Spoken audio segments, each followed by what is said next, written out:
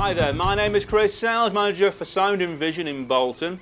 We're looking at today the RX-V2067. This particular amplifier is made by Yamaha. Now Yamaha are the world's #1 manufacturer of musical equipment. If anybody should know how an amplifier should sound, then it's Yamaha. The sound quality of this amplifier is absolutely stunning. The amplifier itself is 7 times 130 watts. It can be updated from that to 9.2 if you want to put an additional power amp on here as well. It's full 1080p and 3D ready as well. You can also feed analog sources into this amplifier through composite video. It will upscale them to 1080p resolution also. It has 8 HDMI inputs and 2 HDMI outputs on here. So if you've got, say, a TV and a projector, you can feed them both independently.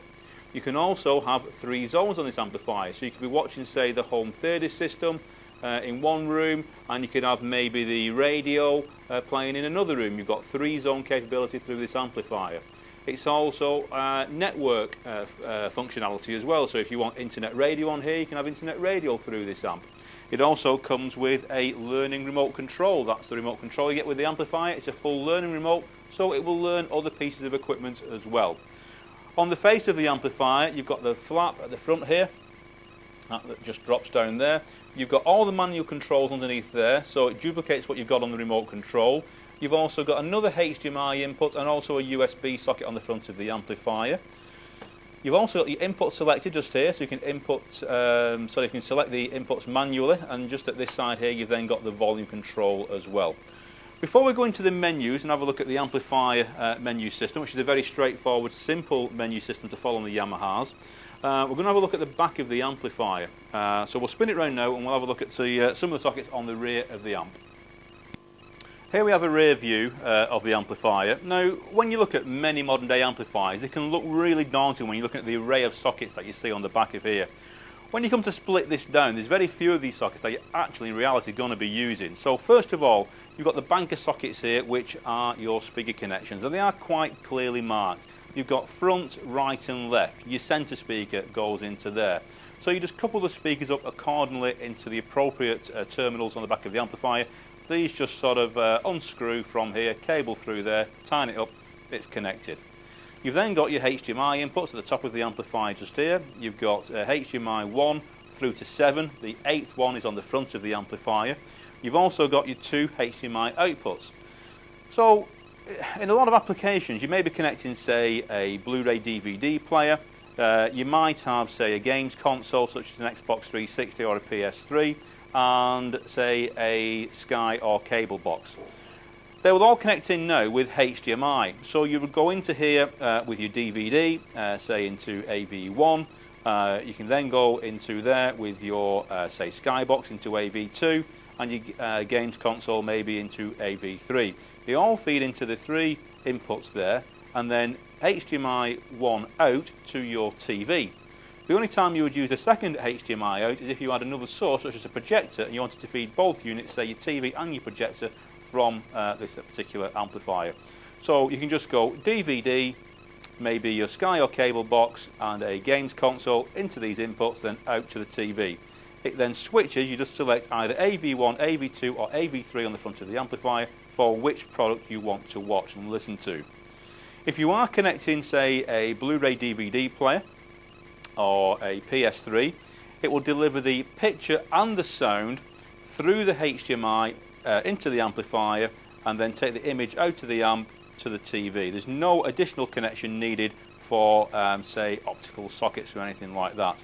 The only time you'll be using optical now is that if you are using, say, a Sky HD box or a Virgin Media box, it will take the HDMI into here, but you will need to feed a separate optical cable into one of the optical inputs, which are just marked underneath here, which you've got linked as optical 3, 4 or optical 5.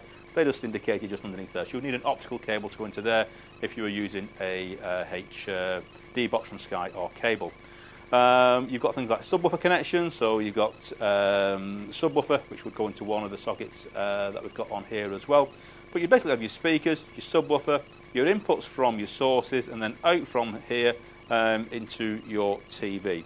All the other sockets that you see on here are all audio inputs or outputs, and you've got composite video in and component in.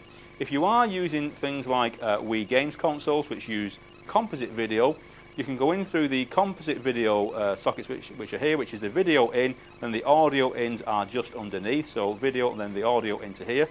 It will upscale that and send the image out to your TV, and it will upscale it as well, so it'll upscale any analog source to 1080p for you as well. So very straightforward to connect up. What we'll do now, we'll spin it round and go through some of the menus for you. Okay, so let's run through the on-screen menus with the Yamaha. First of all, this is the remote control you get with the unit. As I said, it's a learning remote control as well, so you can teach it to learn other pieces of equipment that you may have.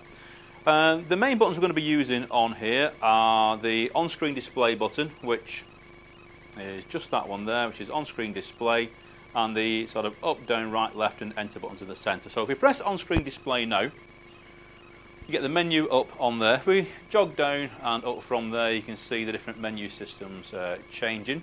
If we go into setup, which is that one there, just press OK in the centre of the remote control, and we go into speaker setup. Now we can either set automatically or manually. If you go into the auto setup, on the amplifier itself, it does have on the front of the amp, basically under that flap that drops down, there's a socket there which is marked microphone. You get a microphone in the box with the unit, plug that microphone into the front of the unit, position the microphone where you are sat in the room. It will set all the parameters up for you. It will do a full acoustic room setup, so it will set the amplifier up for you. But you can go into it manually, so we'll just jog down to manual. I'll just zoom in there again for you. So in manual setup, we can then set various different sort of combinations. So first of all, if you go into the power amp assignment, you can shift it between 7-channel normal, 7-channel plus 1 zone or 2 zone, and various different other applications on there as well. I said it's a multi-zone amplifier, so you can set up different rooms in your house with this particular amp. If we come out of there for a moment, we go down to configuration. We can set the front speakers up to either small or large. You can see them changing on the screen here. So if you're using large floor standing speakers or bookshelf speakers, just select accordingly. As I said, if you do this through the microphone, it will do all this for you. And yet again, you go through all of those speakers to centre and surround and so forth on there as well. If we come out of there, you can set your distance manually as well. Just highlight the speaker, you do it in feet or meters. Highlight the speaker, it's saying off from there you are sat 10 foot from the speaker, 10 foot from the rear. If that's not correct, I said just highlight the speaker that you want to adjust and adjust the distance accordingly. You can see that distance changing on screen. So yet again, we'll just come out of that for a moment. And then you've got your level settings. So on here, you can adjust each individual level. So at the moment we're on front left, and we can adjust that and turn that speaker up to say +3. Come down then to front right, we'll have that on say the same setting. The centre speaker, and you just go through each individual setting. We'll go for +5 on say the centre, and then just press OK, and then you would go through to the rear speakers as well. So as I said to you, it's a very straightforward menu system with the Yamahas. If you'd like more details on this particular amplifier, as I said, it's very straightforward to set up. It's a wonderfully sounding amplifier as well. Please give me a call on Bolton 01204 861 861 and ask for Chris. Go through to our website, which is soundinvision.co.uk. This particular amplifier is on demonstration in both our Bolton and Leeds store. If you are watching this on a video clip somewhere, just click the link, it'll take you through to our website, which is soundinvision.co.uk. There are hundreds more video clips on there on TVs, amplifiers and speaker systems.